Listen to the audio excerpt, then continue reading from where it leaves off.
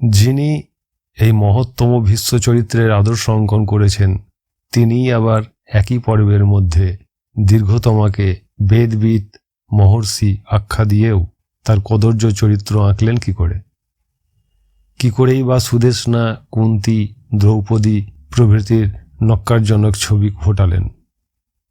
তাই অপবাদ খালনের জন্য একজন পণ্ডিত যেমন ওইসব কাহিনীকে প্রক্ষিপ্ত বলে উড়িয়ে দিতে চেয়েছেন, তেমনি আর একদল পণ্ডিত ওইসব ঘটনার যৌগিক বা আধ্যাত্মিক অর্থ দিতে গলদঘর্ম হয়েছেন।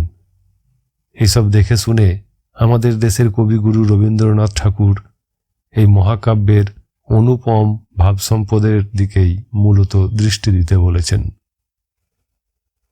প্রসঙ্গক্রমে মন্তব্য করেছেন, যৌগিক অর্থের কোনো কসরত কষে এই প্রাণ গঙ্গার ধারাকে কুহকাচ্ছন্ন করা উচিত নয়। এই বলে হরানন্দজি নাঙ্গা মহাত্মাকে হাত জোর করে বললেন, এখন আপনি এ বিষয়ে যদি কথঞ্চিত আলোকপাত করেন তাহলে ধন্য হই। নাঙ্গা মহাত্মা সকল কথা মনোযোগপূর্বক শুনে বলতে আরম্ভ করলেন, মহাভারতকে শুধু ইতিহাস বা নানা রোচক উপাখ্যানের গল্প হিসাবে দেখলে চলবে না। এই মহাকাব্যের প্রতিটি ঘটনার কেবল স্থূল আধিভৌতিক বা আধিদৈবিক অর্থ করলেই চলবে না। কবিগুরু যাই মন্তব্য করে থাকুন, এর প্রতিটি বর্ণনার মূলে যেসব নিগূঢ় আধ্যাত্মিক রহস্য আছে তারও সন্ধান অবশ্যই নিতে হবে। কারণ মনে রাখতে হবে, এই মহাগ্রন্থের প্রণেতা আর কেউ নন, স্বয়ং বেদব্যাস। তিনি শুধু ঋষি নন, ঋষিনাং ঋষি। ঋষি প্রণীত শাস্ত্রে বর্ণনা গুণে মানব জীবনের প্রয়োজনীয় সকল উপদেশ থাকতে পারে সমাজতন্ত্র, অর্থনীতি, ইতিহাস, মনস্তত্ত্ব, বিজ্ঞানতত্ত্ব ও বিশ্বজনীন ভাবধারা। চাই কি সমকালীন সমস্যাকে চিরকালীন সমাধানে পরিণত করতে পারেন। কিন্তু সেটা হলো তাদের রচনার উপাদেয়ত্ব, অনুপমত্ব। কিন্তু সেটাই তাদের গ্রন্থের সব কথা বা শেষ কথা নয়। গঙ্গা যমুনার মিলিত ধারার অন্তরালে যেমন সরস্বতীর গুপ্ত ধারাটি বয়ে চলে, এখানে যেমন নর্মদা ও দেবগঙ্গায় মিলিত ধারার অন্তরালে সরস্বতী গঙ্গার গুপ্ত ধারাটি প্রবহমানা, তেমনি সকল কিছু জ্ঞানতত্ত্ব ও কর্মতত্ত্বের বহুতর জটিল বর্ণনার অন্তরালে গ্রন্থকর্তা মহর্ষি তাঁর জীবনের উপলব্ধ সত্য যোগলব্ধ মহাজ্ঞানের দীপ্ত রশ্মিটিকেও মিলিয়ে দেন। সেটাই তাঁদের লক্ষ্য, আর সব উপলক্ষ্য। এখন আমরা যদি লক্ষ্যকে উপেক্ষা করে উপলক্ষ্যকেই সার বা সর্বস্ব ভেবে বসে থাকি, সেটা আমাদের অক্ষমতা। এই অক্ষমতা ক্রান্তদর্শী ঋষির প্রতি অবিচারও বটে। ভেবে দেখুন, মহাভারতে কুরুক্ষেত্রের যুদ্ধের যে মুখ্য বর্ণনাটা আমরা পাই, সেটা আসলে কি? আসলে তো তা ব্যাস বংশেরই মারামারি আর কাটাকাটির ইতিহাস। কারণ যুদ্ধমান দুটি দলের একদল হলেন পাণ্ডুর পুত্র আর একদল ধৃতরাষ্ট্রের পুত্র। পাণ্ডু এবং ধৃতরাষ্ট্র উভয়েই ব্যাসদেবেরই বংশধর, তারই ঔরসজাত পুত্র। সুপণ্ডিত কথক ঠাকুররা শ্রোতাদেরকে রসিয়ে রসিয়ে অনেক কথাই বলেন, কিন্তু কথক ঠাকুররা বা তাঁদের শ্রোতারা একবারও ভেবে দেখেন না যে মহাভারত ব্যাস বংশেরই গৃহবিবাদের ইতিহাস, তা আবার ব্যাসেরই রচিত। সিদ্ধ তপস্বী আর কিছু কাজ পেলেন না? তাঁর ইতিহাস লেখার ইচ্ছা থাকলে সমকালীন ভারতবর্ষের আর কিছু উপাদান তাঁর চোখে পড়ল না? তিনি নিজের গুণবন্ত বংশধরগণের মতিচ্ছন্ন কাণ্ড কারখানা আর হানাহানির কুলজিনামা তৈরি করতে বসে গেলেন। চৈতন্যের শিখরভূমিতে উঠেও তাঁর মন লেগে গেল পাঁক ঘাঁটতে। আচ্ছা, এ কি সম্ভব? সম্ভব কিনা, ঋষি তা করেছেন কিনা তা দেখবার জন্য আসুন আমরা এই অমর মহাকাব্যের প্রস্তাব, প্রারম্ভ আর উপসংহার পর্যালোচনা করে দেখি। আসির নমস্ক্রিয়া বস্তু নির্দেশোহ বাপি তন্মুখম। চিরায়ত সাহিত্য রচনার এই হল সর্বজন স্বীকৃত নীতি। এর অর্থ, কোনো বিষয়ের সূচনা করার পূর্বে আশীর্বাদ, নমস্ক্রিয়া অথবা বস্তু নির্দেশ করতে হয়। বক্তব্য বিষয়ের সংক্ষিপ্ত বিবরণকে তাৎপর্য বর্ণনাকেই বস্তু নির্দেশ বলা হয়। মহাভারতে এই বস্তু নির্দেশ কিভাবে করা হয়েছে তারই একটু সন্ধান নেওয়া যাক। প্রথমেই পাই, একদা কুলপতি সৌনক নৈমিষারণ্যে 12 বর্ষব্যাপী একটি যজ্ঞের অনুষ্ঠান করেন। সেই যজ্ঞবাসরে লোমহর্ষণ পুত্র পৌরাণিক উগ্রশ্রাবা সৌতি হঠাৎ এসে উপস্থিত হন। তাঁকে পেয়ে ঋষিরা খুব খুশি। সৌতি তাঁদেরকে জানালেন, মহর্ষিগণ, আমি মহারাজ জন্মেজয়ের সর্পযজ্ঞে গিয়েছিলাম। সেখানে বৈশম্পায়নের মুখে বেদব্যাস রচিত মহাভারত শুনলাম। ঋষিগণ তা শুনে সাগ্রহে তাঁকে বললেন, সৌতি, জন্মেজয়ের সর্পযজ্ঞে তুমি ব্যাস রচিত যে মহাভারত শুনেছ, আমরা তাই শুনতে ইচ্ছা করি।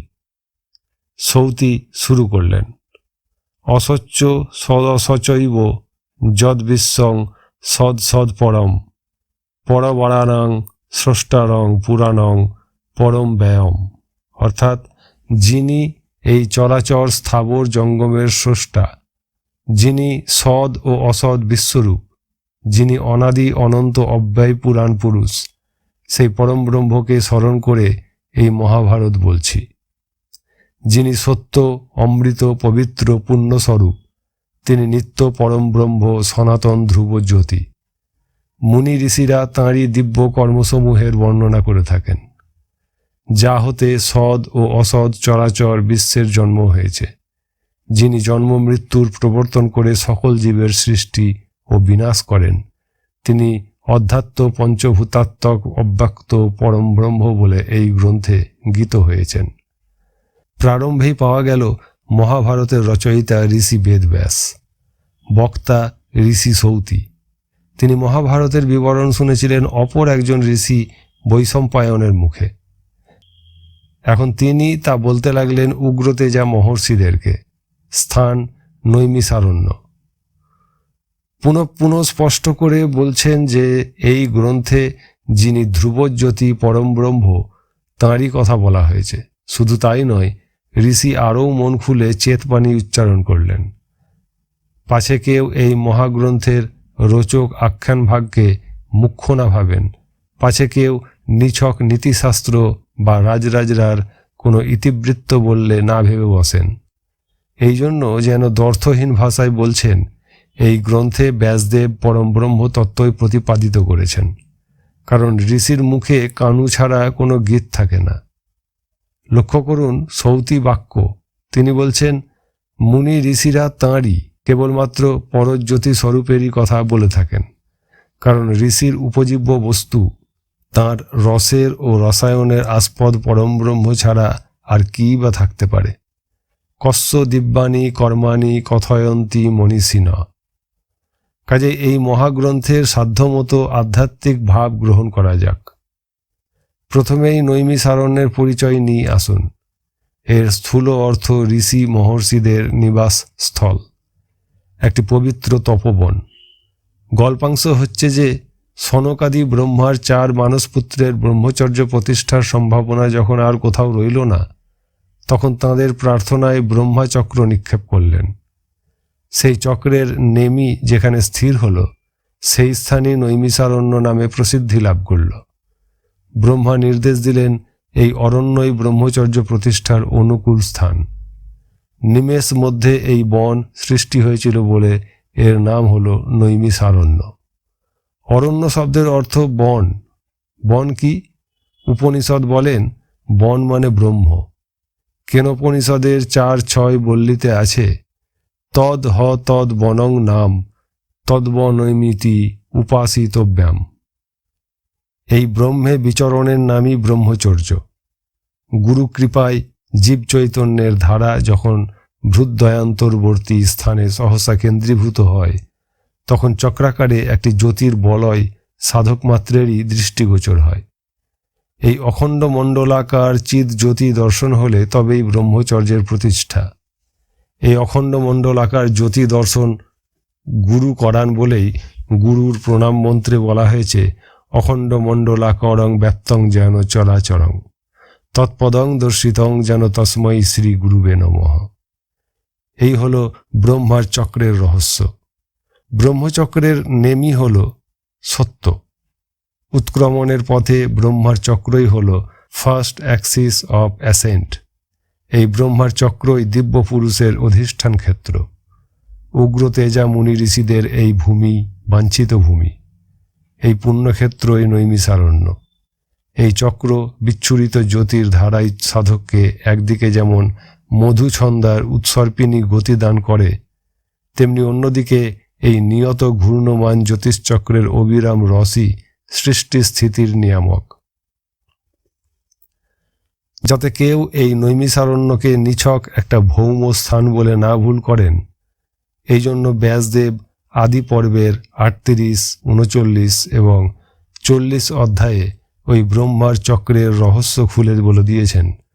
যদিদং দৃশ্যতে কিঞ্চিদ্ভূতং স্থাবর জঙ্গমং পুনঃ সংক্ষিপ্ততে সর্বং জগৎপ্রাপ্তে যুগক্ষয়ে এবমেতদনাদ্যন্তং ভূত সংহার কারকং অনাদি নিধনং লোকে চক্রং সম্পরিবর্ততে। অশ্ব অর্থ প্রলয়কালে এই বিশাল বিশ্ব সংসার একমাত্র পরম ব্রহ্মে লীন হবে। কোনো পদার্থের কোনো চিহ্নের বর্তমান থাকবে না। একবার সৃষ্টি, তারপর প্রলয়, আবার উৎপত্তি, আবার স্থিতি, আবার লয়। এইভাবে সংসার চক্র সর্বদা নিয়ত ঘূর্ণমান হচ্ছে। ব্রহ্মার চক্র তারই প্রতীক। ব্রহ্ম বিচ্ছুরিত জ্যোতি থেকে এই চক্র নিত্য গতিশীল। নৈমিষারণ্যের এই হল আধ্যাত্মিক তত্ত্ব। এখানে অপ্রাসঙ্গিক হলেও একটা কথা সসংকোচে নিবেদন করি। আমাদের জাতীয় পতাকায় আজ যে ধর্মচক্র স্থান পেয়েছে, এই ধর্মচক্র বুদ্ধদেবের প্রবর্তিত ধর্মচক্র বা অশোক চক্র নয়। বর্তমান যুগের মডার্ন পণ্ডিতরা যাই বলুন, এই চক্র যে ব্রহ্মা প্রবর্তিত চক্রের প্রতীক, এ কথা ভারতের প্রকৃত যোগীরা জানেন।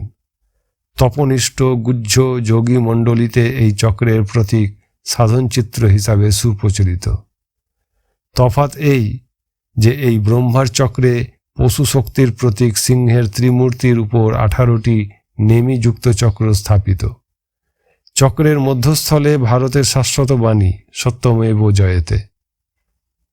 চক্রের একদিকে একটি অশ্ব গতির প্রতীক, অন্যদিকে একটি বৃষরাজ যা ধর্মের প্রতীক। দুর্ভাগ্যবশত অশোক চক্র নামে পরিচিত আমাদের জাতীয় পতাকায় ওই চক্রের উপর সিংহের ত্রিমূর্তি স্থান পেয়েছে। এই চক্রেরও 18টি নেমি। এর একদিকে একটি অশ্ব আর একদিকে বৃষরাজ। সত্যমেব জয়তে বাণীটিও খোদাই করা, কিন্তু চক্রের উপরে সিংহের ত্রিমূর্তি মুখ বেদন করে আমাদের বহির্মুখতা যেন পরিহাস করে চলেছে। যাক সে কথা, ওই যে নৈমিষারণ্যের কথা বললাম, ওই নৈমিষারণ্যেই মহাভারত ব্যক্ত হয়, প্রকট হয়। এইভাবে স্রষ্টা ব্রহ্মা যে সাধন চক্রের প্রবর্তন করলেন, তার প্রচার ও প্রতিষ্ঠার ভার দেওয়া হয়েছিল ব্যাসদেবকে। মহাভারতেই পাই ব্রহ্মা একদিন ব্যাসদেবকে বললেন, তুমি তত্ত্বজ্ঞানীদের মধ্যে শ্রেষ্ঠ, তুমি উৎকৃষ্টতম তত্ত্ব মহাভারত প্রকাশ করো। কথাটি বিচার করে দেখুন, ব্রহ্মা মহাভারতকে বললেন উৎকৃষ্ট তত্ত্ব। কেন? মহাভারত শব্দটির নিরুক্তির মধ্যেই তার জবাব আছে। মহান যে ভারত, মহাভারত। ভারত কি?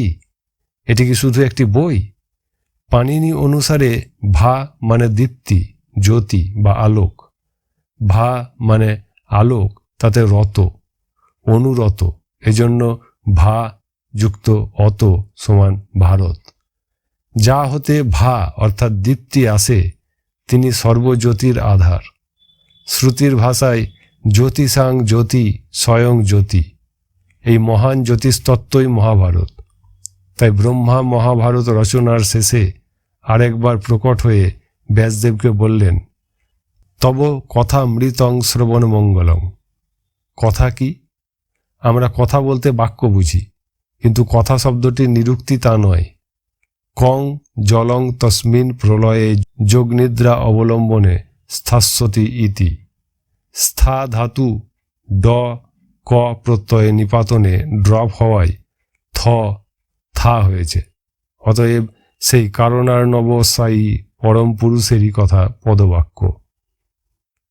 আবার কং সুখং, যিনি সর্বাশ্রয় আনন্দ স্বরূপ, একমাত্র যাঁরই স্থা অর্থাৎ নিত্যস্থিতি আছে তিনিই কথা।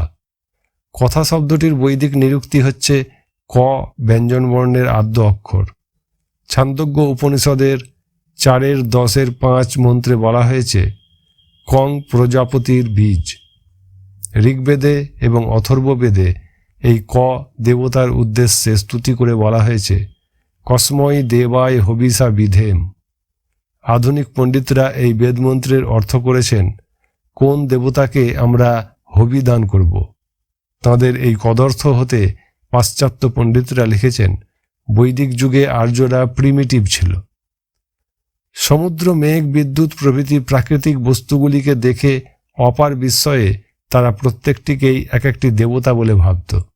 তাই ভীত সন্ত্রস্ত এই মানুষগুলি প্রার্থনা করেছিল কসময় দেবায় হবিষা বিধেম।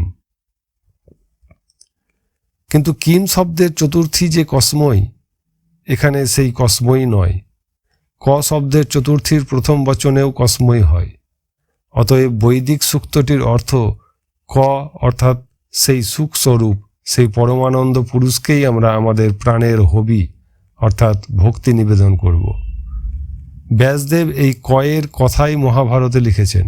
তাই ব্রহ্মা বলেছিলেন তব কথামৃতং শ্রবণ মঙ্গলং। এখন এই ব্যাসের একটু পরিচয় নেওয়া যাক। গল্পাংশ এই: মহর্ষি পরাশর কঠোর তপস্যান্তে যখন তীর্থ পর্যটন করছিলেন, তখন যমুনা তীরে ধীবর দাসরাজার কন্যা সত্যবতীকে দেখে হঠাৎ কাম জর্জর হয়ে পড়লেন। স্থান, কাল, পাত্র ভুলে তিনি সত্যবতীকে সম্ভোগ করতে চাইলে সত্যবতী বললেন, চারদিকে লোকজন আমার লজ্জা করে। ঋষি বললেন, কুছ পরোয়া নেই, যোগ বলে আমি এখনই কুজ্ঝটিকা সৃষ্টি করছি। সত্যবতী তৎক্ষণাৎ আবার বায়না তুললেন, আমি জেলের মেয়ে, আমার গায়ে মৎস্যগন্ধ, আপনি সে দুর্গন্ধ সহ্য করবেন? ঋষি বললেন, আমার বরে তোমার বর অঙ্গ পদ্মগন্ধে সুরভিত হোক। সত্যবতীর তৃতীয় বায়না হলো চারদিকে জল। কিভাবে, কোথায় এই সুরত ক্রিয়া চলবে? ঋষি যোগ বলে তখনই যমুনার মধ্যস্থলে এক দ্বীপ সৃষ্টি করে ফেললেন। ঋষির সঙ্গে মিলন হল। এই মিলনের ফলে পূর্ণাবয়ব ব্যাস জন্ম নিলেন। দ্বীপে জন্ম, তাই নাম হল দ্বৈপায়ন। ব্যাসের এই জন্ম বৃত্তান্তটাই একটি ব্যাসকূট বা ধাঁধা। দুশ্চর তপস্যার পর সমগ্র সিদ্ধি যাঁর করতলগত, যিনি যোগ বলে মুহূর্তে কুজ্ঝটিকা ও দ্বীপ সৃষ্টি করতে পারেন, মৎস্যগন্ধকে ইচ্ছামাত্রই পদ্মগন্ধে পরিণত করতে পারেন, তিনি কিন্তু এক সুন্দরী কন্যাতে কাম স্বরে জর্জরিত। এ কি সম্ভব? আবার দেখুন, এই স্থূল গল্পাংশকে যদি সত্যি বলে মানতে হয়, তাহলে মনে প্রশ্ন জাগে, ব্যাসদেব যাকে বিশাল বুদ্ধি বলা হয়, স্বয়ং ব্রহ্মা যাকে বলেছেন তত্ত্বজ্ঞানীদের মধ্যে শ্রেষ্ঠ, তিনি কিরকম সুপুত্র যে পিতার ওই রকম কলঙ্কিত চরিত্র নিজের লেখা বইয়ে ওইভাবে বর্ণনা করলেন? যে কোনো সাধারণ লোকও তার পিতার চরিত্রে দোষ থাকলেও তা সতত গোপন করে থাকে। আর সাধারণ লোকের যে কমন সেন্সটুকু থাকে, আপনাদের কি মনে হয় মহর্ষি ব্যাসদেবের তা ছিল না? স্পষ্টই বোঝা যাচ্ছে ব্যাসের জন্মকাহিনীটাই একটা বড় ব্যাসকূট, একটা জটিল ধাঁধা। স্থূল অর্থ গ্রহণ করলে এই বিভ্রাট ঘটা স্বাভাবিক। কিন্তু পূর্বেই দেখিয়েছি মহাভারত বৈদিক সিদ্ধান্তের উপর প্রতিষ্ঠিত একটি পূর্ণাঙ্গ যোগশাস্ত্র। জৈগিক অর্থ গ্রহণ করলেই এই ব্যাসকূটের সমাধান পাওয়া সম্ভব। অনেকেই জানেন না যে ব্যাস জননী সত্যবতী দাসরাজের কন্যা নন। তাঁর পিতার নাম উপরিচর। কঠোর তপস্যা বলে পুরু বংশের এই রাজা বসু হন। তাঁর রাজধানীর নাম চেদি রাজ্য। তাঁর রাজধানীর কাছে সুক্তিমতী নামে এক নদী ছিল। কোলাহল নামে এক সচেতন পর্বত কামান্ধ হয়ে এক স্রোতস্বতীর সম্ভোগাভিলাষী হওয়ায় রাজা তার মস্তকে পদাঘাত করেন। পর্বত পদাঘাতে দ্বিখণ্ডিত হয়। উক্ত নদীর গর্ভে কোলাহলের এক পুত্র ও এক কন্যা জন্মে। কন্যার নাম গিরিবালা। উপরিচর গিরিবালাকে বিবাহ করে। এই গিরিবালাই ছিলেন সত্যবতীর মাতা। জন্মের পরেই সত্যবতী পরিত্যক্তা হন। ধীবররাজ তাকে পালন করেন।